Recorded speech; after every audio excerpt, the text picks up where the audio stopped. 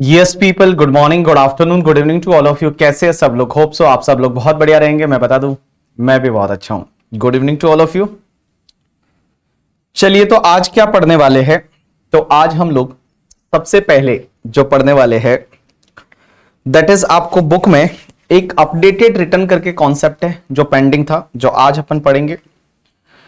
तो चलिए आ जाइए, एक न्यू कॉन्सेप्ट इसी साल से आया by FinanceTech 2022 से, and this concept is applicable from the 1st April 2022। 1st April 2022 से आया है एंड इसी साल से आया है। तो सबसे पहले हम एक कॉन्सेप्ट पढ़ेंगे दैट इज अपडेटेड रिटर्न।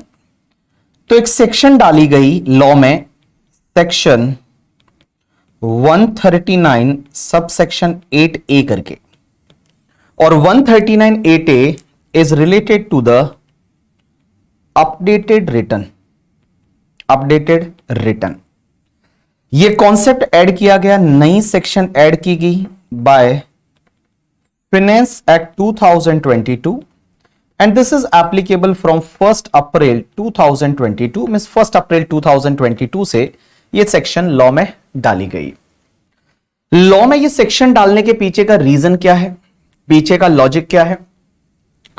तो लॉ मेकर्स बोलते हैं, निर्मला सीतारमण जी बोलती है कि अगर आपका रिटर्न फाइल करने से रह जाता है तो आप कब तक रिटर्न फाइल कर सकते हो? मैंने आपको बताया था section 139(4) that is related to the belated return. लेकिन आपने देखा होगा बिलेटेड रिटर्न फाइल करने के लिए भी अभी टाइम लिमिट बहुत ज्यादा क्रैश कर दिया है।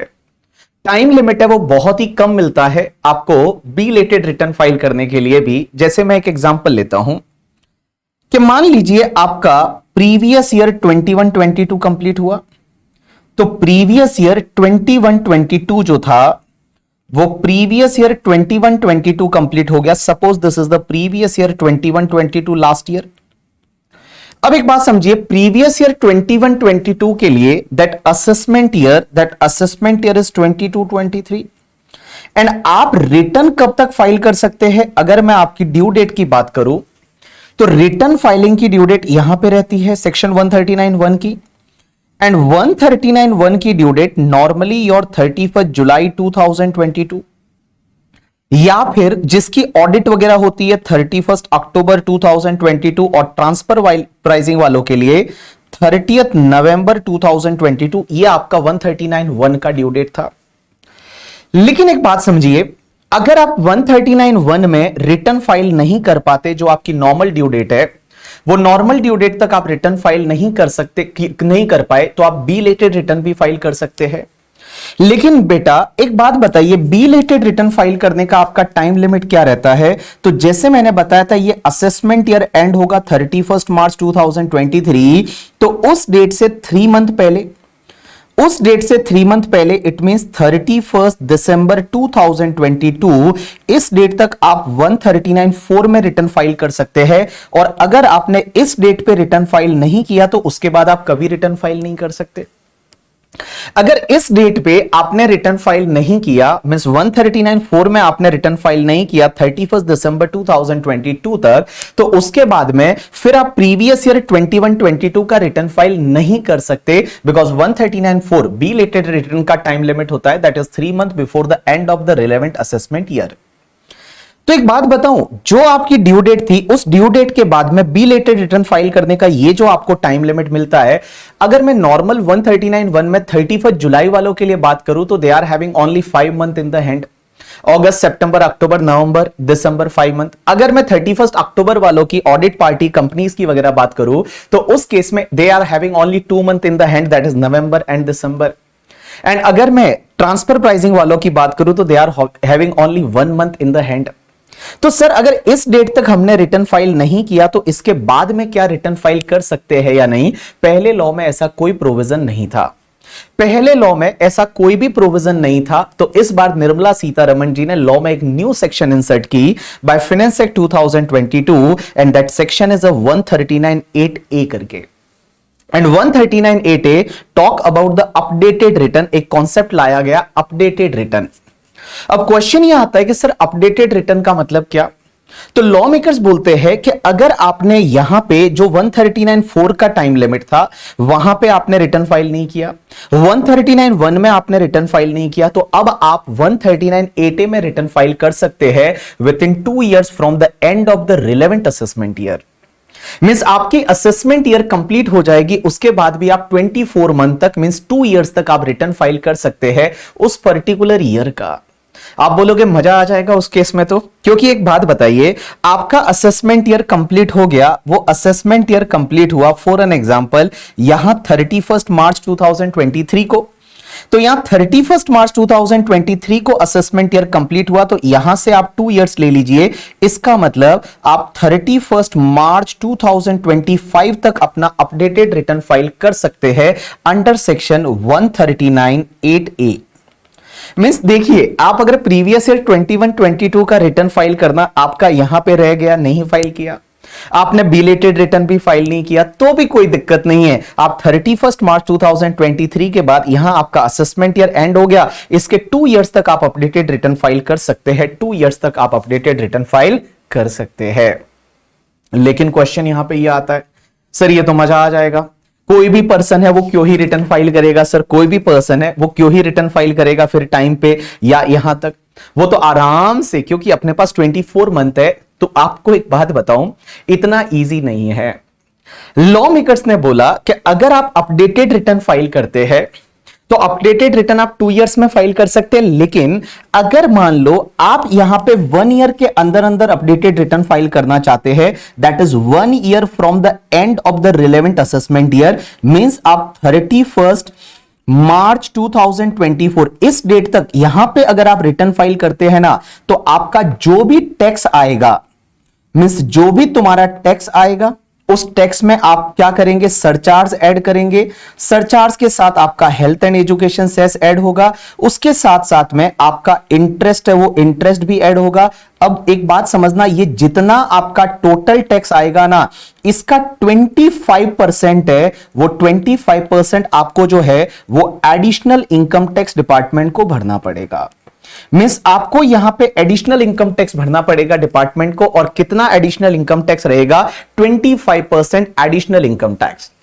तो देखिए, आपका जो टैक्स आएगा वो टैक्स तो आप भर ही पाएंगे, टैक्स है, सरचार्ज है, हेल्थ एंड एजुकेशन सेस है, इंटरेस्ट है, और जो 234F का फीस आएगा, क्योंकि आप लेट रिटर्न फाइल कर रहे हैं तो 234F का फीस भी आएगा 5000 रुपीज, वो तो पे करना ही है। लेकिन उसके साथ साथ में जो भी तुम्हारा टैक्स है, सरचार्ज है, health and education cess, interest है, उसका 25% है, वो आपको एडिशनल इनकम टैक्स डिपार्टमेंट को पे करेंगे। You have to pay the additional income tax of the 25% to the department, क्योंकि आप लेट रिटर्न फाइल कर रहे हैं, मींस आपकी ये सब डेट जा चुकी है, उसके बाद हम आपको अपडेटेड रिटर्न अलाउ कर रहे हैं। लेकिन अपडेटेड रिटर्न अगर आप फाइल करना चाहते हैं तो अपडेटेड रिटर्न में जो भी आप इनकम डिस्क्लोज कर रहे हैं, जो भी आप इनकम डिक्लेयर कर रहे हैं, इनकम जो बता रहे हैं, उस पे जो टैक्स आएगा वो तो पे करना ही है, उसके साथ साथ में आपको 25% एडिशनल इनकम टैक्स पे करना रहेगा। लेकिन बेटा, अगर मान लो आप जो है वो इस पर्टिकुलर पीरियड में रिटर्न फाइल कर रहे हैं, मींस 12 मंथ का टाइम जा चुका है, 12 month from the end of the relevant assessment year जा चुका है, 12 month from the end of the relevant assessment year जा चुका है, और आप अगर यहां पे रिटर्न फाइल कर रहे हैं, इस पर्टिकुलर पीरियड में रिटर्न फाइल कर रहे हैं, तो जो भी तुम्हारा टैक्स, इंटरेस्ट, सेस, सरचार्ज जो भी आएगा, उसका आपको 50% एडिशनल टैक्स है वो गवर्नमेंट को भरना पड़ेगा। मींस 50% है वो एडिशनल टैक्स आप गवर्नमेंट को भरना पड़ेगा। तो उस पर्टिकुलर केस में आपको अलाउ किया जाएगा अपडेटेड रिटर्न फाइल करने के लिए। तो बड़ा सिंपल सा कॉन्सेप्ट है कि देखिए, आप अपडेटेड रिटर्न आप तभी फाइल कर पाएंगे, पहली चीज तो जो भी टैक्स आएगा, और वो टैक्स पे आपको, अगर आप 12 मंथ मींस बिकॉज 2 years का टाइम है, असेसमेंट ईयर के बाद 24 मंथ, इट मींस अगर आप 12 मंथ के अंदर अंदर अपडेटेड रिटर्न फाइल कर रहे हैं तो जो भी एडिशनल टैक्स आएगा उसका 25% एडिशनल टैक्स, जो भी टैक्स आएगा उसका एडिशनल आपको इनकम टैक्स है वो 25%, और अगर आप असेसमेंट ईयर के एंड से 1 year हो चुका है, उसके बाद में अगर आप अपडेटेड रिटर्न फाइल कर रहे हैं तो 50% ऑफ द एडिशनल टैक्स है वो आपको पे करना पड़ेगा। सरचार्ज तभी आएगा जब आपकी इनकम वो लिमिट से ज्यादा होती है, मींस सरचार्ज इज एप्लीकेबल तभी जब आपकी इनकम है, जैसे इंडिविजुअल, एचयूएफ, एओपी, बीओआई के केस में 50% से 50 लाख रुपए से ज्यादा होती है तो ही सरचार्ज लगता है। अब एक और चीज समझना, आपके दिमाग में एक तो डाउट पक्का आया होगा, और डाउट क्या क्या आए होंगे वो मैं बता दूं। पहले मैं जो मेरे डाउट्स है वो बता देता हूं, ठीक है।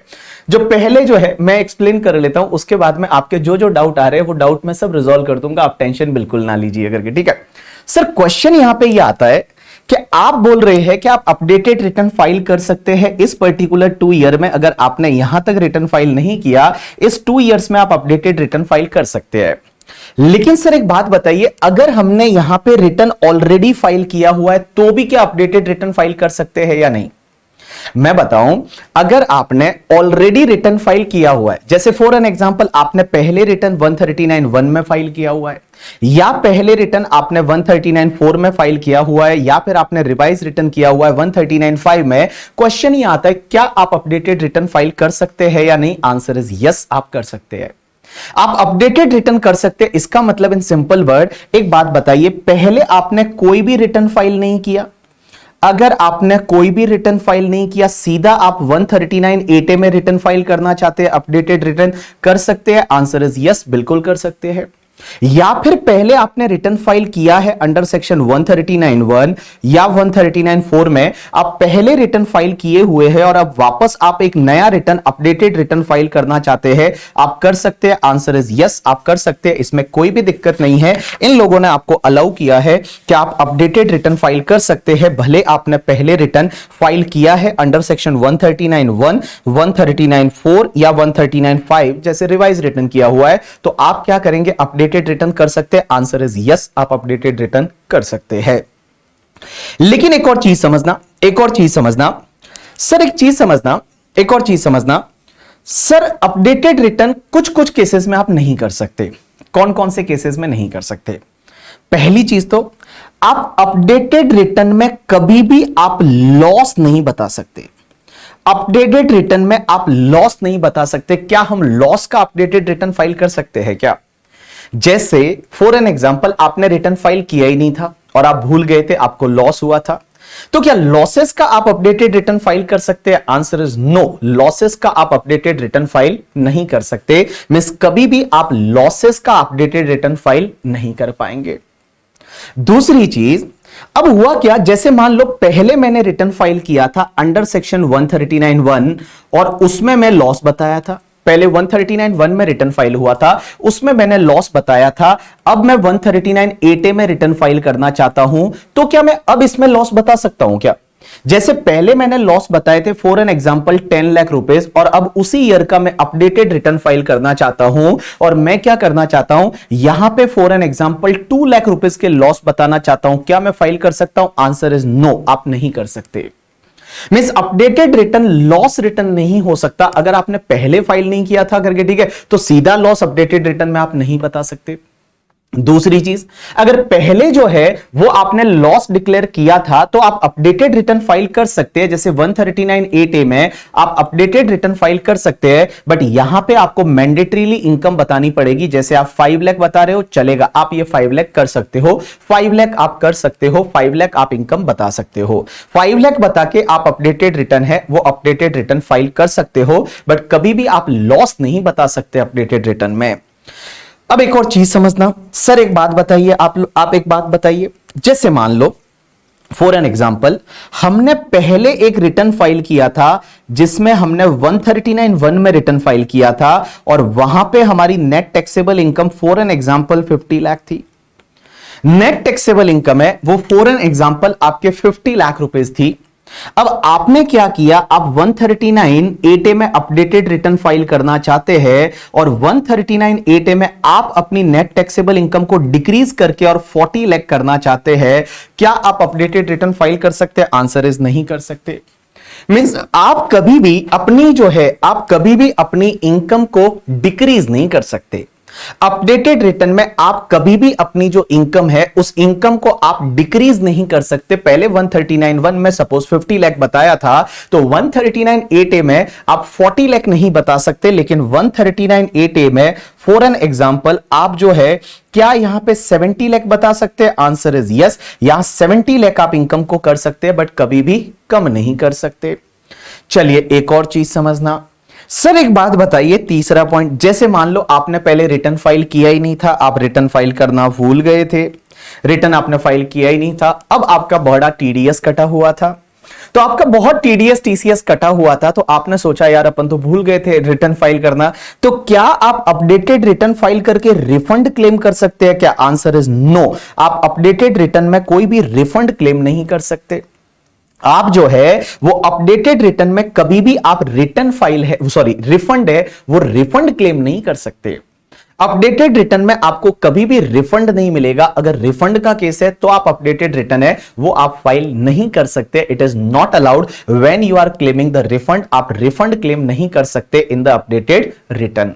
तो जैसा जैसा आप सोच रहे थे, आई थिंक आपके जो डाउट्स है वो क्लियर होते जाएंगे जा रहे हैं, क्योंकि आप जो इतना गलत गलत सोच रहे थे कि हम तो ये कर लेंगे, हम तो वो कर लेंगे, वो कुछ करने का मौका नहीं मिलेगा। मिस कुल मिला के अपडेटेड रिटर्न सिर्फ गवर्नमेंट के फायदे के लिए लाया है।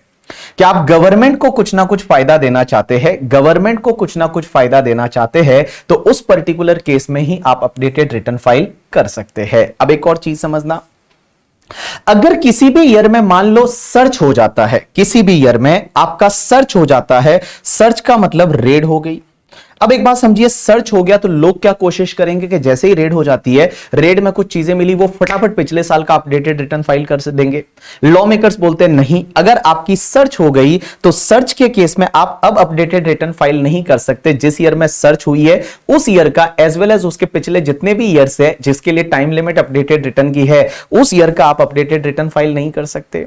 तो जैसे ही रेड हुई, जैसे फॉर एन एग्जांपल रेड हुई, सर्च हुआ करके, तो सर्च के केस में what people will try to do कि जैसे ही सर्च हुआ, रेड हुई, वो क्या करेंगे कि इनकम डिक्लेयर कर देंगे लास्ट ईयर की, और फिर बता देंगे हमने तो लास्ट ईयर की इनकम थी ये, और अपडेटेड रिटर्न में बता देंगे। और अपडेटेड रिटर्न पे क्या लगेगा भैया, ज्यादा से ज्यादा यहां कोई पेनल्टी तो लगेगा नहीं, 25% एडिशनल टैक्स लगेगा, वो पे कर देंगे करके, ठीक है। तो उस पर्टिकुलर केस में लॉ मेकर्स बोलते हैं कि अगर आपके केस में कोई सर्च हो गया है, तो सर्च के केस में जिस ईयर में सर्च हुआ उस ईयर एंड उसके पिछले सालों का आप कोई भी अपडेटेड रिटर्न फाइल नहीं कर सकते। या फिर आपके केस में कोई सर्वे हुआ है, आपके केस में कोई सर्वे हुआ है, survey you know that section 133A में मैंने बताया था सर्वे। अगर सर्वे हुआ है तो सर्वे के केस में आप कभी भी अपडेटेड रिटर्न उस साल का एंड उसके पिछले ईयर्स का फाइल नहीं कर पाएंगे। बट इसमें एक एक्सेप्शन है कि अगर आपका टीडीएस टीसीएस सर्वे हुआ है, टीडीएस टीसीएस सर्वे बहुत ही एक नॉर्मल सर्वे होता है, जैसा मैंने बताया था, एक टीडीएस टीसीएस की कंप्लायंस चेक करके जाते हैं। तो टीडीएस टीसीएस सर्वे हुआ है तो आप अपडेटेड रिटर्न फाइल कर सकते हैं, बट अदरवाइज अगर कोई सर्वे हुआ है तो आप अपडेटेड रिटर्न फाइल नहीं कर पाएंगे। अब एक चीज समझना, जो सर्च हुआ है वो आप पे नहीं हुआ है, सर्च किसी और पर्सन पे हुआ है। जैसे फॉर एन एग्जांपल सर्च हुआ है वो मेरे किसी रिलेटिव पे हुआ है, और वहां से उसके ऑफिसर को वहां पे कुछ ऐसी असेट मिली है, कुछ ऐसी बुक्स ऑफ अकाउंट्स मिली है जो मेरे को बिलोंग करती है, मेरे से रिलेटेड है। तो उसका असेसिंग ऑफिसर क्या करेगा, वो असेट है, बुक्स ऑफ अकाउंट्स है, वो मेरे एओ को हैंडओवर करेगा। तो उस केस में यह माना जाएगा मेरे पे भी रेड हुई है। तो उस पर्टिकुलर केस में मैं भैया इस साल एंड उसके पिछले सालों का अपडेटेड रिटर्न है वो अपडेटेड रिटर्न फाइल नहीं कर पाएंगे। मैं अपडेटेड रिटर्न है वो अपडेटेड रिटर्न फाइल नहीं कर पाऊंगा। तो इन सिंपल वर्ड, रेड हो गई, अपडेटेड रिटर्न फाइल नहीं होगा। सर्वे हो गया, आप अपडेटेड रिटर्न फाइल नहीं कर सकते। किसी और के केस में रेड हुआ था और भैया वहां पे कोई books of accounts, asset, documents ऐसा मिला है जो आपको बिलोंग करता है, आपसे रिलेटेड है, और आपके एओ को वो हैंडओवर कर दिया, तो उस केस में आप जो है फिर भैया आप भी अपना अपडेटेड रिटर्न फाइल नहीं कर पाएंगे। एक और चीज समझना, एक बार अगर आप किसी भी ईयर का 139(8)A में अपडेटेड रिटर्न फाइल कर चुके हैं तो बाबू उसी ईयर का वापस से आप 139(8)A में अपडेटेड रिटर्न फाइल नहीं कर सकते। मींस अगर आप एक साल का, फॉर एन एग्जांपल एक पर्टिकुलर ईयर का आपने अपडेटेड रिटर्न 139(8)A में फाइल कर लिया है, तो उस पर्टिकुलर ईयर का वापस से आप 139(8)A में अपडेटेड रिटर्न है वो फाइल नहीं कर सकते। एक और चीज समझना, किसी ईयर का ऑलरेडी अगर असेसमेंट चालू हो गया है, किसी ईयर का ऑलरेडी अगर असेसमेंट है, वो असेसमेंट आपका प्रोसीडिंग चालू हो गया है, तो उस पर्टिकुलर ईयर का आप अपडेटेड रिटर्न फाइल नहीं कर सकते। किसी ईयर का अगर मान लो आपका असेसमेंट चालू हो गया है तो उस पर्टिकुलर ईयर का आप अपडेटेड रिटर्न है वो फाइल नहीं कर पाएंगे। You are not allowed to file the updated return for that particular year जिसका प्रोसीडिंग ऑलरेडी पेंडिंग है, तो आप अपडेटेड रिटर्न फाइल नहीं कर पाएंगे। तो चलिए एक काम करते हैं, आप लोग आपकी बुक पे आइए और बुक में हम समझते हैं कहां कहां पे अपडेटेड रिटर्न फाइल कर सकते हैं, कहां कहां पे नहीं कर सकते, कैसे कर सकते हैं, क्या है, कितना आपको एक्स्ट्रा टैक्स लगेगा, कैसे कैलकुलेशन होगा, वो सब चीजें मैं आपको सिखा दूंगा। आप मुझे सिर्फ आधा घंटा और दीजिए, आधे घंटे में सब चीजें आपकी हो जाएगी। तो आ जाइए सब लोग, आपकी बुक में दे रखा है on the page number I think 287 पे, और मैंने एग्जाम्पल क्रिएट किए हैं, एग्जाम्पल्स के साथ में दे रखा है इंटरेस्ट कैलकुलेट कैसे होगा, क्या होगा, सब मैं चीजें आपको सिखा दूंगा। डोंट वरी, जो मैं पढ़ा रहा हूं आगे आने वाले आधे घंटे तक आप सिर्फ मेरे साथ में बने रहिए, ढंग से बने रहिए, सब चीजें आपको समझ में आ जाएगी। तो देखिए सेक्शन 139(8) क्या बोलती है, अपडेटेड रिटर्न। मैंने यहां पे लिखा है कि student may do this part after completing the interest topic for the better understanding. Better understanding के लिए आप इंटरेस्ट का टॉपिक कैलकुलेट पहले सीख लीजिए, क्योंकि 234 एबीसी है वो वापस से यहां रिकैलकुलेट होंगे। 234 एबीसी है वो वापस यहां पे रिकैलकुलेट होंगे। तो देखिए अपडेटेड रिटर्न बोलते किसको है, any person may furnish an updated return of his income और for the income of any other person in respect of which he is assessable. जैसे क्लबिंग के केस में क्या होता है, जैसे बच्चे की इनकम पापा के हाथ में क्लब होती है, तो बच्चे की इनकम अगर पापा के हाथ में क्लब हो रही है तो पापा अपडेटेड रिटर्न फाइल कर सकते हैं in relation to the income of the बच्चा। The provision of this section are applicable from the 1 April 2022 से ये प्रोविजन लगेंगे। टाइम लिमिट क्या है, updated return under section 139(8)(a can be submitted at any time within the 24 month from the end of the relevant assessment year. For instance, suppose updated return for the assessment year 22-23, last date will be 31st March 2023 and 2 year if you calculate that is the 31st March 2025 तक आप updated return file कर सकते हैं। आगे क्या दे रखा है, who can submit the updated return? So guys, updated return can be submitted by any person whether or not he has furnished the return under section 139(1), 139(4), 139(5) for any assessment year. Means whether you have filed earlier any return or not, you can file the updated return. आगे कुछ point दे रखे हैं, other points में पहला point, if the person has sustain a loss for any previous year and he has already submitted the return of loss for that year. अगर आपका कुछ loss हुआ था और उस ईयर का रिटर्न आप ऑलरेडी फाइल कर चुके हैं within due date under section 139(1), he can furnish the updated return for that year under section 139(8)(a) where such return is a return of income। आप return of income he file कर सकते हैं, वापस आप updated return में आप return of loss file नहीं कर सकते।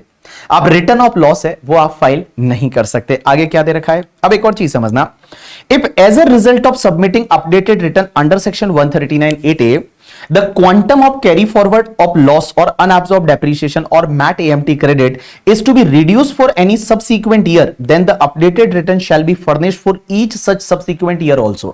इसका मतलब क्या हुआ, जैसे फॉर एन एग्जांपल आपने क्या किया, असेसमेंट ईयर 21-22 के लिए फॉर एन एग्जांपल पहले आपने लॉस डिक्लेयर किया था 5 लाख का। अब एक बात समझिए, 5 लाख का आपने लॉस डिक्लेयर किया था उस ईयर के लिए, और ये रिटर्न आपने 139(1) में पहले फाइल किया था, तो losses can be carry forward. अब क्या हुआ, इस साल के लिए आप अपडेटेड रिटर्न फाइल करते हैं अंडर सेक्शन 139(8)(a) और आप लॉसेस ना बता के और आप अपनी इनकम बता देते हैं, और इनकम कितनी बताते हैं, 2 लाख रुपए। आप 2 लाख रुपीज है वो आप अपनी इनकम बताते हैं, कितनी बताते हैं, 2 लाख रुपीज आप अपनी इनकम बताते हैं। तो एक बात बताइए, जब आप इनकम बताते हैं तो ये लॉसेस लैप्स हो जाएंगे उस साल के। अब आपने क्या किया होगा, इसको कैरी फॉरवर्ड करके अगले साल सेट ऑफ किया होगा। आपने ये लॉसेस को कैरी फॉरवर्ड करके अगले साल दैट इज असेसमेंट ईयर 22-23 में आपने इसको सेट ऑफ किया होगा। तो 22-23 के लिए भी आपको अपडेटेड रिटर्न फाइल करना पड़ेगा।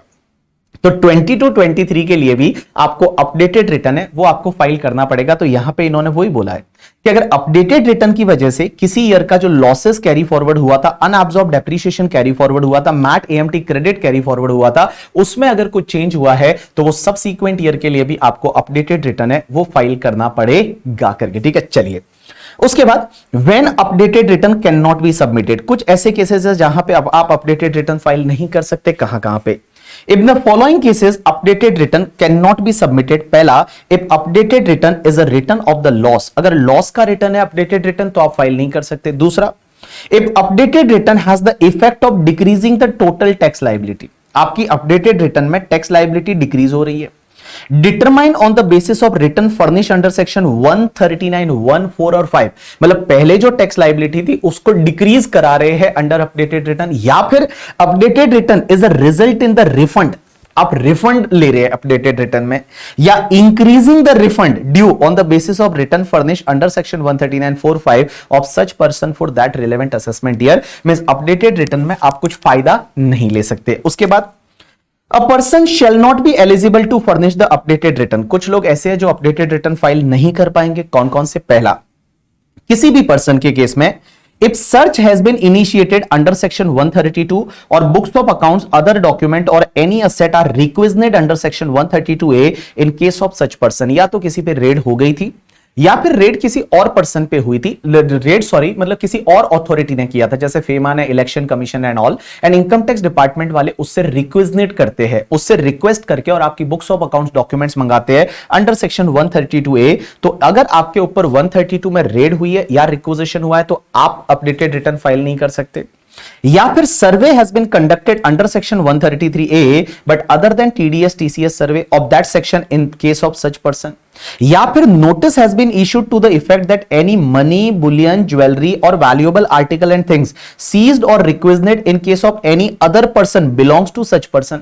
आपको एक नोटिस इशू हुआ है कि रेड किसी और के केस में हुई थी बट वहां पे कुछ मनी, बुलियन, ज्वेलरी जो पकड़ा गया वो आपको बिलोंग करता है, इट्स बिलोंग्स टू यू करके, ठीक है, तो आप अपडेटेड रिटर्न फाइल नहीं कर पाएंगे। या किसी और पर्सन पे रेड हुई थी, वहां पे बुक्स ऑफ अकाउंट्स डॉक्यूमेंट मिला है, दैट्स रिलेट्स टू यू, वो आपसे रिलेट करता है, और दैट परटेन्स टू यू करके, ठीक है, वो परटेन्स टू यू, इंफॉर्मेशन आपसे रिलेटेड है, आपको बिलोंग करती है, तो आप अपडेटेड रिटर्न फाइल नहीं कर सकते। तो यहां पे एक बात बताऊं मैं आपको, ये 3 केसेस में अपडेटेड रिटर्न फाइल नहीं कर पाएंगे। या तो सर्च हुआ था या सर्वे हुआ था TDS TCS को छोड़ के, या फिर मान लो कोई भी money, bullion, jewellery, any other valuable article and things and books of accounts document किसी और पर्सन की रेड में मिला था, लेकिन आपको एक नोटिस भेजा है और उसमें पता चलता है it's belongs to you, it's relates to you, it's pertains to you, तो उस पर्टिकुलर केस में आप अपडेटेड रिटर्न फाइल नहीं कर पाएंगे। कौन से ईयर का? जिस ईयर में सर्च हुआ, सर्वे हुआ, उस ईयर और उसके पिछले सालों का, उस ईयर एंड उसके पिछले सालों का आप अपडेटेड रिटर्न फाइल नहीं कर पाएंगे। ऐसा मैंने इस नोट में बताया। तो देखिए क्या लिखा हुआ है।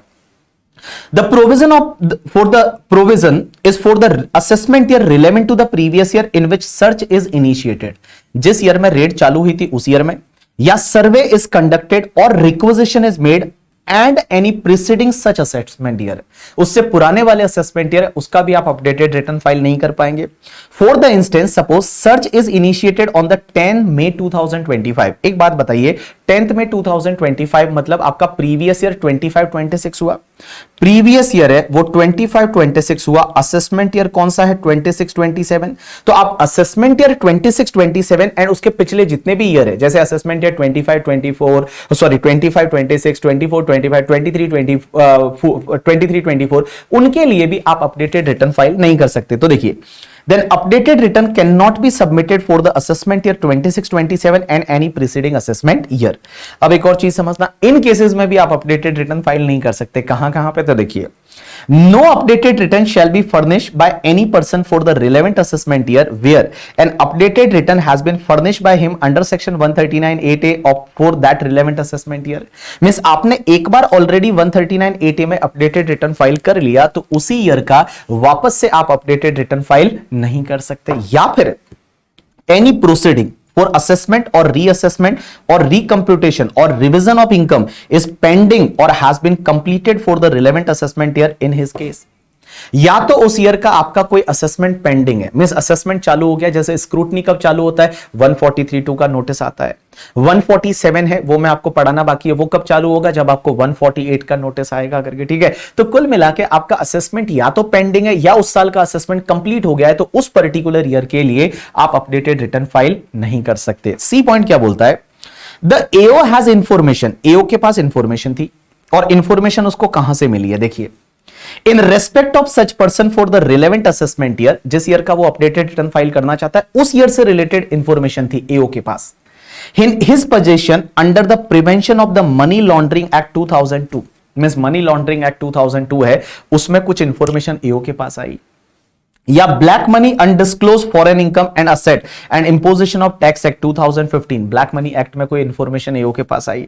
और the prohibition of the benami property transaction and 1988 उस एक्ट में कुछ इंफॉर्मेशन आई। या smugglers and foreign exchange manipulator foreign forfeiture of property act 1976, means इन सब एक्ट में इंफॉर्मेशन एओ के पास आती है and the same has been communicated to the him, आपको कम्युनिकेट कर दी, आपको कम्युनिकेट कर दी prior to file of his return under section 139(8)A, means आपका अपडेटेड रिटर्न आप किसी ईयर का फाइल करने ही वाले थे, उससे पहले पहले आपको इंफॉर्मेशन कम्युनिकेट कर दी कि हमारे पास इंफॉर्मेशन है। कहां से है? या तो मनी लॉन्ड्रिंग एक्ट में, ब्लैक मनी एक्ट में, smuggler and foreign exchange manipulator act में करके, ठीक है, या फिर आपका बेनामी प्रॉपर्टी ट्रांजैक्शन एक्ट, और वहां से जो इंफॉर्मेशन आई और वो आपको कम्युनिकेट कर दी, आपको बता दी गई कि हमारे पास ये इंफॉर्मेशन है करके, ठीक है। तो उस पर्टिकुलर केस में क्या होगा कि भैया उस ईयर का आप अपडेटेड रिटर्न फाइल नहीं कर सकते। उसके बाद में अगर फॉरेन कंट्री से कुछ इंफॉर्मेशन मिली, अगर कोई फॉरेन कंट्री से इंफॉर्मेशन मिली under section 90 and 90A, that is double taxation avoidance agreement में, हमारे गवर्नमेंट के पास ये पावर होती है कि जो इनकम टैक्स अथॉरिटी है वो फॉरेन से इंफॉर्मेशन जुटाती है। जैसे डबल टैक्सेशन अवॉइडेंस एग्रीमेंट होते हैं, टैक्स ट्रीटी होती है जिसको टैक्स कन्वेंशंस बोलते हैं, उसमें वो इंफॉर्मेशन लेते हैं। तो वो इंफॉर्मेशन अगर आपको कम्युनिकेट कर दी तो भी आप अपडेटेड रिटर्न फाइल नहीं करेंगे। तो देखिए क्या लिखा हुआ है, Information for the relevant assessment year has been received under an agreement under section 90 or 90A in respect of such person and same has been communicated to him prior to the date of filing of return under section 139(8)A करके। ये आप file करने से पहले आपको communicate कर दिया है कि हमारे पास स्विट्जरलैंड की बैंक से इंफॉर्मेशन मिली है कि आपका कुछ ब्लैक मनी अकाउंट है एंड ऑल, तो उस पर्टिकुलर केस में उस ईयर का आप रिटर्न फाइल नहीं कर पाएंगे। या फिर A prosecution proceeding under chapter 22 has been initiated for relevant assessment year in respect of such person prior to date of filing of updated return। Prosecution का मतलब होता है आपको जेल होने वाली है। प्रोसिक्यूशन का मतलब होता है कि आपको जेल होने वाली है और भैया आपको प्रोसिक्यूशन से रिलेटेड प्रोसीडिंग ऑलरेडी इनिशिएट हो चुकी है, ऑलरेडी इनिशिएट हो चुकी है। तो जब इनिशिएट ऑलरेडी हो चुकी है तो भैया आप जो है उस ईयर के लिए, जिस ईयर से रिलेटेड आपका प्रोसिक्यूशन है, उस ईयर से का आप अपडेटेड रिटर्न फाइल नहीं कर पाएंगे। And he is a person और belongs to the class of person as may be notified by the CBDT. CBDT और भी लोगों को नोटिफाई कर सकती है जो अपडेटेड रिटर्न फाइल नहीं कर पाएंगे करके, ठीक है। आपको इतना पढ़ने के बाद लग रहा होगा कि सर यार कौन ही करेगा अपडेटेड रिटर्न फाइल करके, इतने सारे तो रेस्ट्रिक्शन डाल दिए। अब एक बात समझना, अपडेटेड रिटर्न अगर आपको फाइल करना है ना, तो जो भी आपको टैक्स आएगा वो टैक्स पे करना है, उसके साथ में इंटरेस्ट भी भरना है और उस पे एडिशनल टैक्स भरना पड़ेगा 25% और 50%। वो कैसे कैलकुलेट होगा वो मैं अभी आपको बताऊंगा और उसका प्रूफ आपको साथ में लगाना पड़ेगा।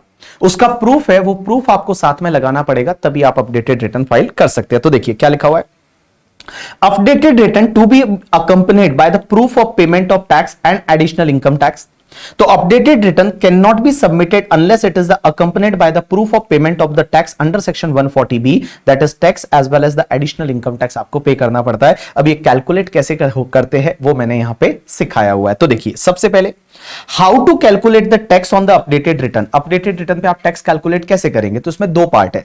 पहले आपने रिटर्न फाइल किया ही नहीं, पहली बार आप फाइल कर रहे हैं, या फिर पहले आपने रिटर्न फाइल किया था और आप अपडेटेड रिटर्न है वो आप फाइल कर रहे हैं, तो क्या होगा। तो देखिए सबसे पहले मैं ये सिखाऊंगा कि आप फर्स्ट टाइम रिटर्न फाइल कर रहे हैं, आप पहले कर ही नहीं पाए, आप सीधा ही अपडेटेड रिटर्न पहली बार फाइल कर रहे हैं, तो क्या होगा। तो देखिए mode of computation of tax including additional tax is given in section 140B as follows। First part, where assessee has not furnished the return earlier, means पहली बार आप अपडेटेड रिटर्न फाइल कर रहे हैं, that is the first time, means you have not filed return earlier, पहला return file कर रहे हैं और वो सीधा अपडेटेड रिटर्न है, तो क्या होगा।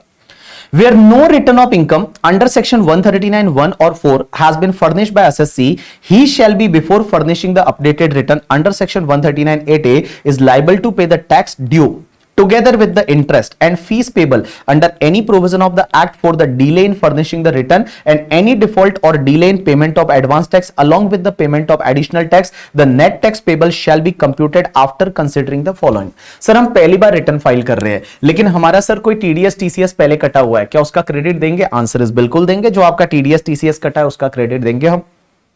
अगर कोई एडवांस टैक्स आपका पे किया है, आपने ऑलरेडी पे किया, क्या उसका क्रेडिट देंगे। आंसर इज यस, बिल्कुल देंगे। आपका कोई एएमटी क्रेडिट है, मैट क्रेडिट है, उसका क्रेडिट देंगे, बिल्कुल देंगे। अगर आपको कोई रिलीफ रिबेट मिलती है उसका क्रेडिट मिलेगा। आंसर इज यस, बिल्कुल मिलेगा। लेकिन मैं बताऊं नेट इफेक्ट आपको और टैक्स पे करना ही आना चाहिए, नेट इफेक्ट आप रिफंड नहीं ले सकते, रिफंड आएगा तो भैया आप अपडेटेड रिटर्न फाइल नहीं कर सकते।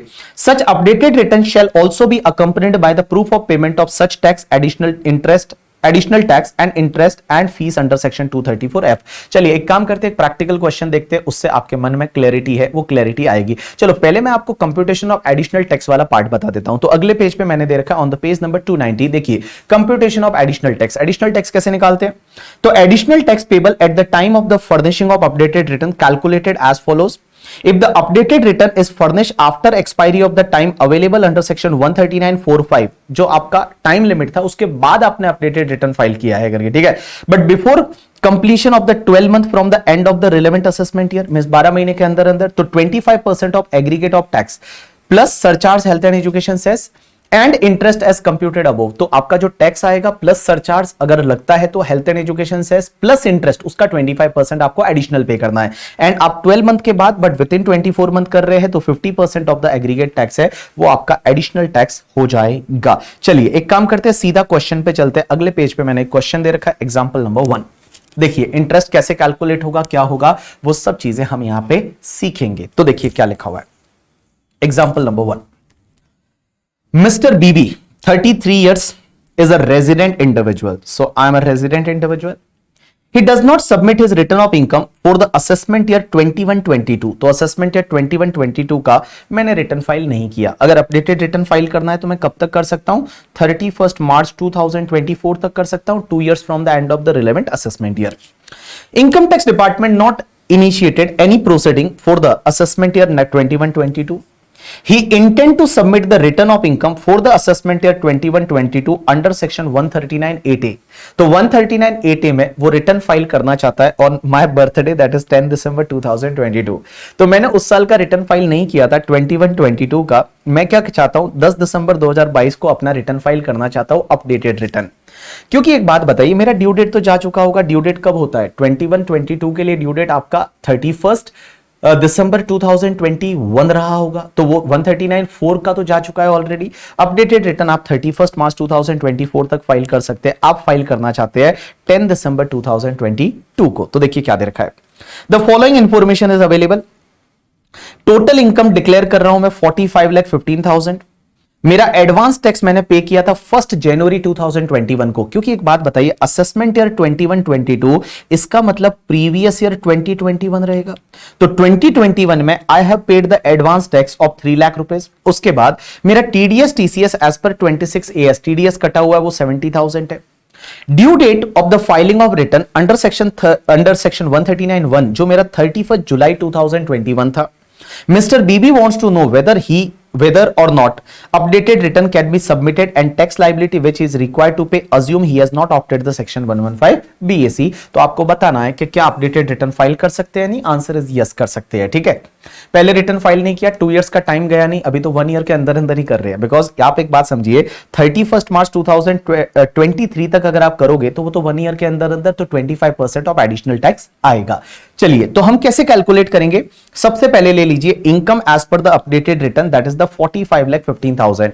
उस पे कैलकुलेटर लीजिए आप साथ में, और कैलकुलेटर से आप टैक्स कैलकुलेट करिए। तो स्लैब रेट से अगर आप टैक्स निकालते हैं तो अप टू 250 कोई टैक्स नहीं है, 250 से 5,12,500, 5 लाख से 10 लाख आपका 1 लाख, और 10 लाख से लेके 45,15,000 तक आपका 10,54,500। तो टोटल टैक्स आपका ये आ गया।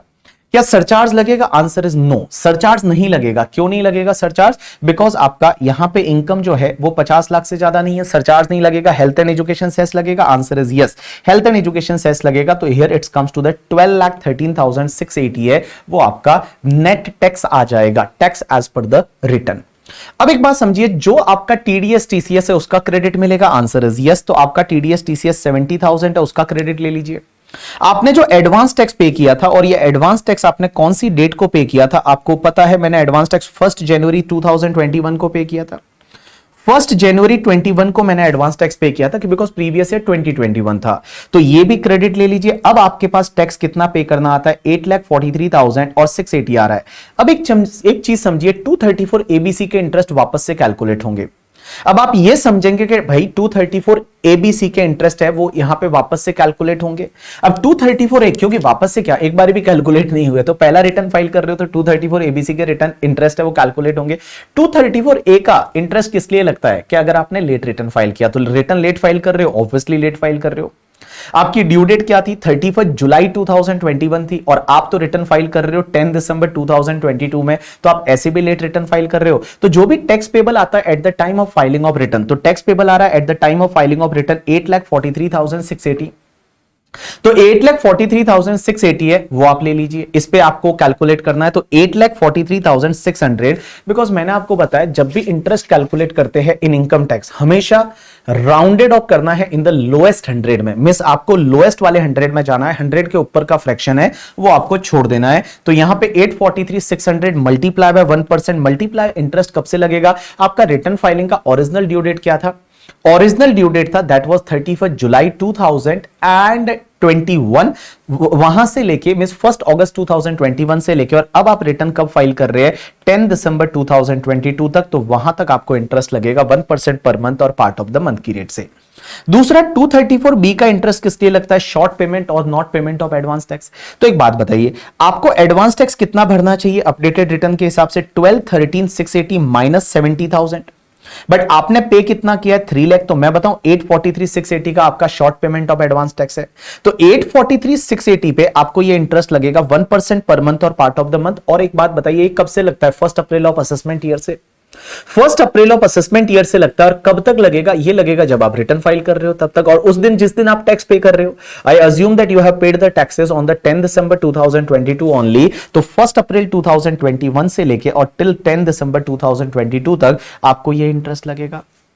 अब एक बात समझिए, 234C भी कैलकुलेट होगा। 234C का मतलब होता है deferment of advance tax instalment. अब एक बात बताइए, आपको एडवांस टैक्स पे करना चाहिए कितना था, तो मैं बताऊं अपडेटेड रिटर्न में आपका टैक्स आ रहा है 12,13,680 माइनस आपका TDS TCS advance TDS TCS है वो आप लेस कर दीजिए।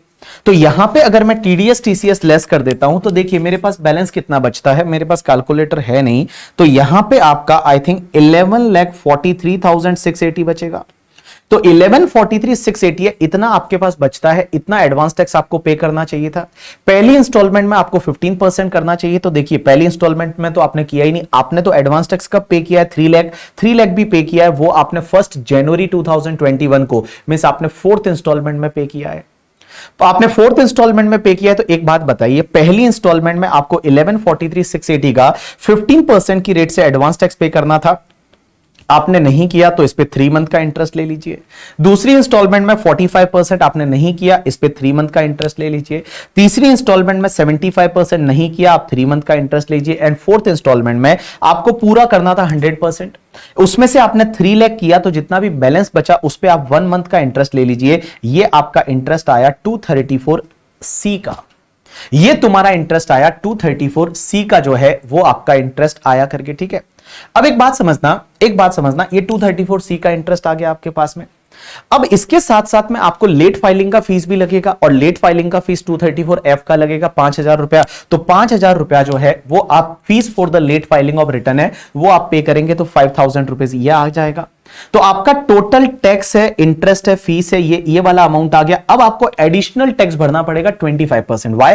Because you are filing the updated return within the 1 year from the end of the relevant assessment year, because your assessment year was 21-22 and 21-22 का आप 31 मार्च 2023 से पहले file कर रहे हैं, 31 मार्च 2023 से पहले फाइल कर रहे हैं। तो आपको क्या होगा यहां पे बेटा, आपको जो है वो 25% एडिशनल इनकम टैक्स भरना पड़ेगा। बट एडिशनल इनकम टैक्स किसका लेना है पता है? टैक्स का, सरचार्ज का, हेल्थ एंड एजुकेशन सेस का एंड इंटरेस्ट का। फीस पे नहीं लगेगा, फीस पे नहीं लगेगा। तो फीस आपका 5,000 रहने दीजिए। अब ये देखिए 10,23,998 इसमें तो फीस भी जुड़ा हुआ है, तो फीस 5,000 को हटा दीजिए तो 12,18,998 आया। इसका 25% है, ये आपका एडिशनल टैक्स पे करना पड़ेगा। ये एडिशनल टैक्स पे कर दीजिए, इतना आप टैक्स पे करके और आप अपडेटेड रिटर्न है वो गवर्नमेंट को फाइल कर सकते हैं।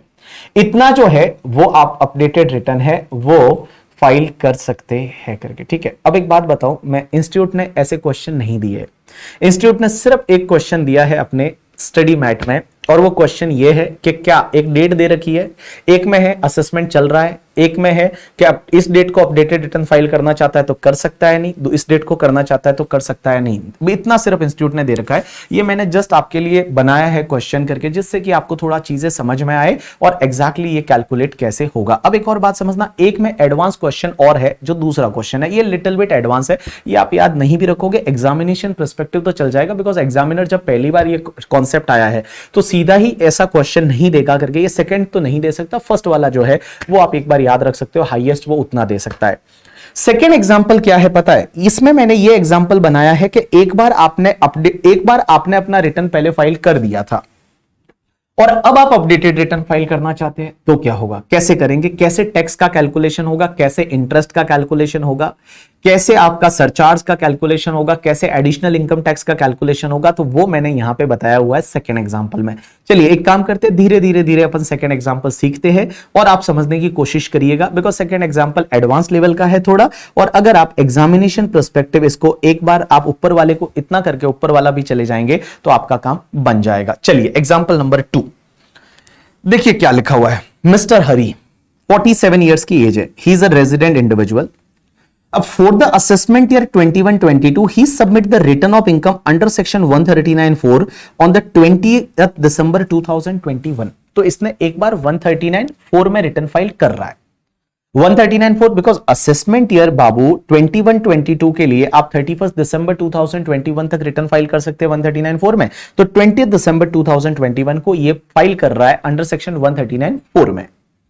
The following information pertaining to the assessment year 21-22 due date of return filing है वो 31 जुलाई 2021 है। अब एक बात समझना, इनकम एज पर रिटर्न आप 20,25,000 बता रहे हैं और आपका advance tax paid on the 20th नवंबर 2020 को आपने एडवांस टैक्स भरा था कितना, 1 लाख। तो ये आप पहला रिटर्न फाइल कर रहे हैं, तो आप बताइए इसमें सेल्फ असेसमेंट टैक्स कितना भरना पड़ेगा। तो देखिए इनकम एज पर रिटर्न आपका 20,25,000 है, उस पे आप टैक्स कैलकुलेट कर दीजिए स्लैब रेट से, ये आता है।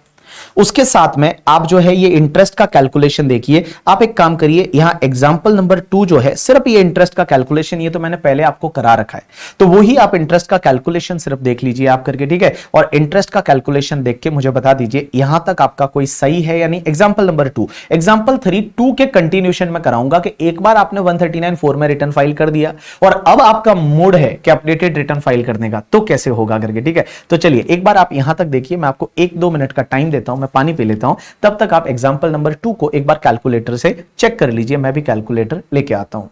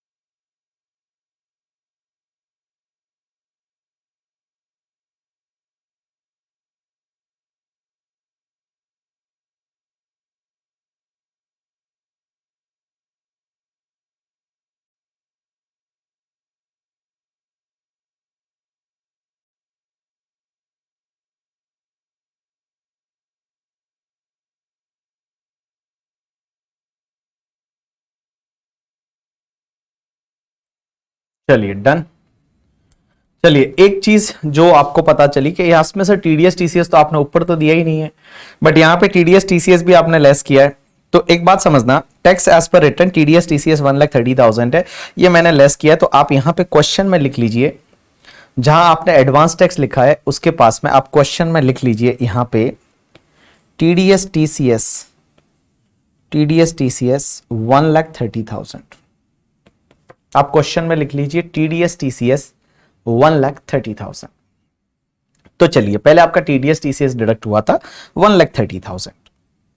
तो 1,30,000 टीडीएस टीसीएस है और 20 नवंबर को आपने एडवांस टैक्स भरा था वो 1 लाख, बाकी इतना टैक्स आया। फिर आपने 234 एबीसी का कैलकुलेशन किया, एफ का फीस जोड़ा, ये आपने नॉर्मल टैक्स, ये सेल्फ असेसमेंट टैक्स आप भर चुके हो जब आपने रिटर्न फाइल किया था अंडर सेक्शन 139(4) करके। यस, अब एक चीज समझना, मैंने आगे दे रखा है 143(1) का इंटीमेशन आया and there is no change in the income, so there is no refund और डिमांड अंडर सेक्शन 143(1). प्रोसेसिंग में कुछ भी चेंज नहीं हुआ। अब आगे जाके हो क्या रहा है, अब समझना, इससे आ गया। Now this is the new part, updated return वो फाइल करना चाहता है। तो देखिए क्या दे रखा है, for assessment year 21-22 Hari wants to declare an additional income of 35,50,000। वो एडिशनल इनकम डिक्लेयर करना चाहता है, वो चाहता है मैं एडिशनल इनकम डिक्लेयर करूं 35,50,000 which was not included in the original return by mistake of his accountant। Accountant जो है वो भैया उसने मिस्टेक कर दी और वो इनकम लेना ही भूल गया था और उसके बाद में हरी को लगा यार पकड़े गए तो मर जाएंगे, तो इससे अच्छा है अपडेटेड रिटर्न फाइल करो एक्स्ट्रा टैक्स भर के और छुट्टी पाओ करके। किसी ने सोचा होगा ना ऐसा क्यों फाइल करते होंगे, क्योंकि देखो किसी को डर लगता है कि यार कभी पकड़े गए तो फिर क्या ही मतलब, पकड़े जाएंगे, बेटर है यार फाइल करो एडिशनल टैक्स भर के और छुट्टे हो जाओ, वैसी वाली चीज है। तो देखिए which was not included in the original return by the mistake of accountant, TDS against this income is 2,80,000 as per form number 26AS which was also not claimed in the original return। तो एक income थी जो 35,50,000 की जो आप declare करना रह गया था और भैया उसके सामने एक टीडीएस भी था जो आपने पहले क्लेम नहीं किया है ओरिजिनल रिटर्न में। तो अब आप क्लेम कर सकते हो, आंसर इज एब्सोल्युटली यस, आप कर सकते हैं। एज वेल एज द आप इस इनकम को जोड़ दीजिए और उस पे टैक्स कैलकुलेट करिए। तो अब देखिए आपका एडिशनल इनकम टैक्स किस पे करना पड़ेगा, 25% और 50%। पहली चीज तो ये कब फाइल कर रहा है, तो देखिए he wants to know the tax implication if he submit the updated return on the 10th March 2024 under section 139(8)A। So 8A में ये फाइल कर रहा है असेसमेंट ईयर 21-22 का। तो एक बात बताइए, असेसमेंट ईयर 21-22 है, ये आपका एंड कब होगा? असेसमेंट ईयर 21-22 एंड होगा 31 मार्च 2022 और वहां से बेटा 2 साल का टाइम लिमिट कब आता है? 31 मार्च 2024। और यहां पे 24 मंथ, इसका मतलब 1 साल के बाद में ये फाइल कर रहा है 10 मार्च 2024 को कर रहा है। Answer is yes. So 50% of additional tax है वो आपको पे करना पड़ेगा। मींस एडिशनल टैक्स आपका 50% आएगा, जो भी अब टैक्स आएगा उसका। तो कैसे कैलकुलेट करेंगे? तो सबसे पहले आप एक काम करिए, income as per updated return. Updated return की अब इनकम कैसे लेंगे? जो ओरिजिनल रिटर्न में इनकम आपने बताई थी और प्लस कर दीजिए अब आप एडिशनल इनकम कितना बताना चाहते हैं। तो ओरिजिनल रिटर्न में आपने 20,25,000 बताया था, अब आप एडिशनल बताना चाहते हैं कितना? 35,50,000। तो आपका टोटल हो गया 55,75,000। इस पे आप टैक्स कैलकुलेट कर लीजिए। तो इस पे आप टैक्स कैलकुलेट किए, तो टैक्स कैलकुलेट किया तो आपका यहां पे आ गया दैट इज द 14,85,000 का टैक्स आया। अब सरचार्ज लगेगा, answer is yes. Whenever your income is more than 50 lakh तो आपको सरचार्ज लगेगा। कितना परसेंट लगेगा? 10% लगेगा। More than 50 lakh up to 1 crore individual के केस में सरचार्ज इज 10%। ऐड करिए सरचार्ज, ऐड करिए हेल्थ एंड एजुकेशन सेस, तो इतना अभी आपका टैक्स आ रहा है। अब एक बात समझिए, इसमें से आपका टैक्स ऑलरेडी कितना पे हो चुका है? तो एक तो आपका टीडीएस टीसीएस है जो 130 आपने ओरिजिनल में क्लेम किया था वो वापस क्लेम करेंगे, क्योंकि वो इनकम वापस यहां कंसीडर कर रहा हूं 20,25,000। तो उस टाइम पे जो आपका टीडीएस टीसीएस था, एडवांस टैक्स था, वो वापस लेस कर दीजिए। तो देखिए एक तो टीडीएस वो पुराना वाला और एक तुम्हारा अभी 280 जो नई इनकम मिली है उसके सामने का टीडीएस भी पहले आपने क्लेम नहीं किया था, अब आप क्लेम कर रहे हैं। तो टोटल हो गया 4,10,000 एंड आपका एडवांस टैक्स आपने 20 नवंबर 2020 को पे किया था, वापस ले लीजिए एडवांस टैक्स, इतना टैक्स आया। अब एक बात बताइए, आपने सेल्फ असेसमेंट टैक्स 2,06,800 तो पे किया था ना जब आपने पहले रिटर्न फाइल किया था। तो पहले रिटर्न फाइल करते टाइम आप 2,06,800 सेल्फ असेसमेंट टैक्स पे कर चुके थे, क्योंकि आप देखिए आपने यहां पहले रिटर्न फाइल किया तो 2,06,800 का आप सेल्फ असेसमेंट टैक्स पे किए थे। तो सेल्फ असेसमेंट टैक्स पे किए थे आपने, सेल्फ असेसमेंट टैक्स है वो आपने पे किया था, तो ये भी आप लेस कर दीजिए। अब इसके बाद में आपका बैलेंस कितना बचता है, ये बैलेंस कितना बचता है, इस पे अब आपको इंटरेस्ट कैलकुलेशन होंगे। अब इंटरेस्ट में देखिए सबसे पहला 234A का इंटरेस्ट। 234A का इंटरेस्ट किस लिए लगता है? लेट रिटर्न फाइलिंग पे, बट आपने रिटर्न तो फाइल किया था पहले, एक बात बताओ, पहले आपने रिटर्न तो फाइल किया था ना, तो क्वेश्चन ये आता है कि 234A का इंटरेस्ट अब अपडेटेड रिटर्न तक लगेगा ना बाबा ना। देखो लास्ट वाले क्वेश्चन में क्या था, आप पहली बार रिटर्न फाइल कर रहे थे, लास्ट वाले क्वेश्चन में आप पहली बार सीधा 139A में फाइल कर रहे थे, तो आपका 234A का इंटरेस्ट है वो 8A का रिटर्न फाइल हो रहा था तब तक लग रहा था। बट इसमें तो पहले आपने किया था ना 139.4 में, तो इंटरेस्ट 139.4 में जो 5 महीने का डिले था आपका रिटर्न फाइलिंग का, 5 महीने का डिले कैसे था, आपका जुलाई में करना था, अगस्त, सितंबर, अक्टूबर, नवंबर एंड दिसंबर, 20 दिसंबर 2021 को किया था, तो इंटरेस्ट 5 मंथ के लिए ही लगेगा, लेकिन अमाउंट चेंज हो जाएगा। अमाउंट क्या लेंगे अपन कि भैया एक बात बताइए, इंटरेस्ट 234A का किस पे लगता है कि रिटर्न फाइल करते टाइम कितना टैक्स आ रहा है, सेल्फ असेसमेंट टैक्स का क्रेडिट नहीं देंगे। सेल्फ असेसमेंट टैक्स का क्रेडिट नहीं देंगे। एक प्रणय रॉय का केस लॉ बोलता था कि सेल्फ असेसमेंट टैक्स का क्रेडिट आप तभी देंगे जब वो आपकी रिटर्न फाइलिंग की ड्यू डेट से पहले पहले पे हुआ है। तो यहां पे एक बात बताइए, आपका 11,88,000 और 840, इस पे आप इंटरेस्ट कैलकुलेट करिए 1% पर मंथ की रेट से, और 5 मंथ का इंटरेस्ट यह आता है 59,440। बट बेटा पहले जब आपने रिटर्न फाइल किया था तो कुछ इंटरेस्ट तो पे किया था आपने।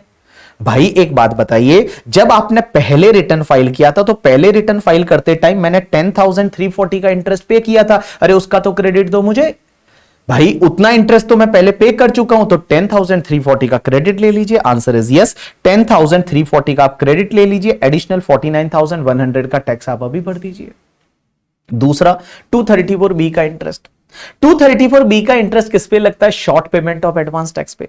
एक बात बताइए, अब आपका एडवांस टैक्स कुल मिला के मैं आपको बोलूं, आपको 11,88,840 का आपका शॉर्ट पेमेंट है। अब 11,88,840 पे ये इंटरेस्ट लगना चालू होगा, लेकिन एक बात बताइए, दिसंबर में आपने जब आपने पहले रिटर्न फाइल किया था तो दिसंबर में आपने 2,06,800 पे किया था, तो यहां पे 11,88,800 पे 9 मंथ का इंटरेस्ट लगेगा 1 अप्रैल ऑफ असेसमेंट ईयर से लेके, और जब आपने ओरिजिनल रिटर्न जब फाइल किया था belated return in the month of December, 9 month के लिए आपको 11,88,800, और उस टाइम पे आपने कितना 2,06,800 का टैक्स पे करा था, तो बैलेंस वाला टैक्स है उस पे आपको अब इंटरेस्ट लगेगा कब तक, जब आप अपडेटेड रिटर्न फाइल कर रहे हो, उसका टैक्स पे कर रहे हो उस दिन तक। तो अब आप अपडेटेड रिटर्न पे जो टैक्स पे कर रहे हैं वो 10 मार्च 2024 तक, तो यहां पे आपका 372,132 का इंटरेस्ट आया। और एक बात बताइए, क्योंकि दिसंबर तक, एक बात बताइए, 1 अप्रैल 2021 से लेके और 20 दिसंबर 2021 पार्ट ऑफ द मंथ पूरा लेंगे, मींस पूरे दिसंबर तक आपको 11,88,800 पे लगेगा, और दिसंबर में आपने कुछ पेमेंट सेल्फ असेसमेंट टैक्स के थ्रू किया था, तो बैलेंस वाले पे जो है वो आपका 1 जनवरी 2022 से लेके और 10 मार्च 2024 जब आप अपडेटेड रिटर्न फाइल कर रहे हैं तब तक लगेगा। पहले जो आपने इंटरेस्ट पे किया है यहां पे उसका क्रेडिट ले लीजिए, तो 234B का 18,612 का इंटरेस्ट था, तो आप 18,612 का आप क्रेडिट ले लीजिए। अब 234C भी चेंज होंगे, आंसर इज यस, 234C भी चेंज होगा। और 234C में अब अपन वापस कैलकुलेट करेंगे। अब हमारे लिए एडवांस टैक्स 12,88,840 इतना आपको एडवांस टैक्स पे करना था, क्योंकि एडवांस टैक्स के ऊपर वाला आपका जो ये अमाउंट आएगा, ये तो 11, इसमें एडवांस टैक्स ऐड कर दीजिए, तो आपका यहां पे आएगा 12,88,840, उस पे आप चारों इंस्टॉलमेंट कैलकुलेट कर लीजिए। और इसमें जो इंटरेस्ट आएगा, अब आपने पहले कितना इंटरेस्ट पे किया था वो आप लेस कर दीजिए, ये बचेगा इतना आपका इंटरेस्ट अब आएगा। आपको फीस जो है, फीस तो 5,000 था बट पहले ऑलरेडी पे हो चुका था, आप लेस कर दीजिए, आपका कुछ भी फीस अब नहीं आएगा। तो आपका एडिशनल देखिए, एडिशनल टैक्स है, सरचार्ज है, हेल्थ एंड एजुकेशन सेस, ये आपका एडिशनल आ गया। इस पे अब आप 50% एडिशनल टैक्स और दे दीजिए, इस पे 50% आप एडिशनल टैक्स और दे दीजिए, और ये आपका जो रहेगा इतना फिर आपको गवर्नमेंट को अभी पे करना पड़ेगा, इतना गवर्नमेंट को आपको पे करना पड़ेगा। विदिता एक बात बताइए, विदिता एक बात बताइए, विदिता बोल रहे 234 11,88,800 पे क्यों लिया, तो किस पे लेंगे भाई? आप टैक्स पे करना आता है eight the time of the filing of return, जो ओरिजिनल रिटर्न फाइल किया था उसके हिसाब से भी मैं बताऊं आपको इतना आना चाहिए। आपने ये सेल्फ असेसमेंट टैक्स का क्रेडिट थोड़ी देते हैं। 234A में मैंने बताया था कि tax payable at the time of filing of return, तो फाइलिंग ऑफ रिटर्न के इस टाइम पे तो 11,88,840 सेल्फ असेसमेंट टैक्स का क्रेडिट नहीं मिलता है, तो 11,88,840 पे आएगा करके, ठीक है। चलिए, सो this is the one question, थोड़ा एडवांस लेवल का क्वेश्चन है बट यस क्वेश्चन है करके, ठीक है। चलिए, तो यहां पे फिर थ्योरेटिकल पार्ट में मैंने समझा रखा है कि भैया आपने पहले रिटर्न फाइल कर दिया है तो आपको एडिशनल इनकम टैक्स कैसे निकालना है। तो एडिशनल इनकम टैक्स कैसे निकालना है, तो इसमें मैंने बताया है कि आप एक काम करिए, पहले रिटर्न फाइल कर रखा है ना, तो देखिए क्या लिखा है, if assessee has furnished the return under section 139(145) पहले referred as earlier return and he before submitting updated return is liable to pay the tax due together with the interest payable under any provision of act for any default or delay in payment of advance tax means interest वगैरह भी लगेगा along with the payment of additional tax as reduced by the amount of interest paid in the earlier return. Tax payable shall be computed after considering the following mean self assessment tax आपका जो पहले पे किया है वो less कर दीजिए, उसके साथ ऐसा कोई टीडीएस टीसीएस जिसका क्रेडिट पहले आपने नहीं लिया था, क्या लिखा हुआ है which has not been claim as a earlier return वो ले लीजिए। अगर कोई ऐसा मैट क्रेडिट एएमटी क्रेडिट है या फिर आपका कोई रिबेट है जो पहले आपने क्रेडिट नहीं लिया है एएमटी क्रेडिट वगैरह तो वो अब आप ले लीजिए और भैया जो भी बचता है उस पर आप टैक्स वगैरह पे कर दीजिए। तो कुल मिला के जो सेकंड एग्जांपल है वो इसी से रिलेटेड बात करता है। अब उसके बाद में मैंने यहां पे 234B दे रखा है कि 234B कैसे कैलकुलेट करना है। तो 234B कैसे कैलकुलेट करना है बड़ा सिंपल है, जैसा मैंने बताया उसमें करके उस एग्जांपल सेकंड वाले एग्जांपल में 234B कैसे कैलकुलेट होगा कि देखिए पहले 1 अप्रैल को अब कितना टैक्स आ रहा है तो उसमें से जितना self assessment tax in between पे कर दिया मींस जो आपके पहले रिटर्न के हिसाब से टैक्स आता था ना वो जो नॉर्मल रिटर्न के हिसाब से अब आपको अपडेटेड रिटर्न के हिसाब से टैक्स लेना है और अपडेटेड रिटर्न के हिसाब से टैक्स लेके और आपको कैलकुलेट करना है। ये आप नहीं भी पढ़ेंगे तो आपका काम बन जाएगा करके, ठीक है। अब एक बात समझना, ये अदर पॉइंट जो है ये अदर पॉइंट देखिए क्या दे रखे हैं। If no return earlier has furnished, interest payable under section 234A shall be calculated on the basis of tax on total income as declared in the updated return। अगर आपने पहले रिटर्न फाइल किया ही नहीं है तो अब 234A तो लगेगा, बट कब तक लगेगा जब आप अपडेटेड रिटर्न फाइल कर रहे हो तब तक लगेगा। बट अगर पहले रिटर्न फाइल किया हुआ है तो उस पर्टिकुलर केस में क्या होगा, पीरियड वो ही लेंगे जितना पहले डिले था। बट अगर मान लो पहले रिटर्न ही फाइल नहीं किया तो फिर पूरा ही आपका डिले है। चलिए, if earlier return is furnished, interest under section 234C also be computed after considering the total income furnished in the updated return as return income। जैसे आपका 234C भी पूरा चेंज हुआ, अभी मैंने बताया अपडेटेड रिटर्न में 234C पूरा चेंज हुआ। For the purpose of additional tax, interest payable shall be interest chargeable under any provision of act on the income tax as per the updated return as reduced by the interest paid in the earlier return। However, the interest paid in the earlier return shall be considered to be nil if no earlier return has been furnished। तो एक बात बताइए, interest में जो भी आपका 234 ABC का interest है वो लेना है और पहले कितना पे किया था वो लेस कर दीजिए, बचेगा वो आपका इंटरेस्ट आएगा। और बेटा अगर पहले रिटर्न फाइल हुआ ही नहीं था तो ये माना जाएगा पहले आपने कोई भी इंटरेस्ट पे नहीं किया था। So this is the concept is related to the updated return. Now what I am expecting you for the examination purpose, अब सिर्फ अपडेटेड रिटर्न है वो कॉन्सेप्ट को याद रखिए। कहां कहां पे अपडेटेड रिटर्न फाइल नहीं हो सकता उसको लेके एमसीक्यू आ सकता है एग्जाम में करके, ठीक है। एक छोटा सा क्वेश्चन आ सकता है और आपसे पूछ सकते हैं सिचुएशन बना के कि क्या इसमें अपडेटेड रिटर्न फाइल कर सकते हैं या नहीं कर सकते, या मैक्सिमम जैसे मैंने आपको एक पहला एग्जांपल कराया वो एग्जांपल आप याद रखेंगे तो आपका काम बन जाएगा। So this is the completion of one concept that is related to the updated return करके, ठीक है। चलिए अब अपन चलते हैं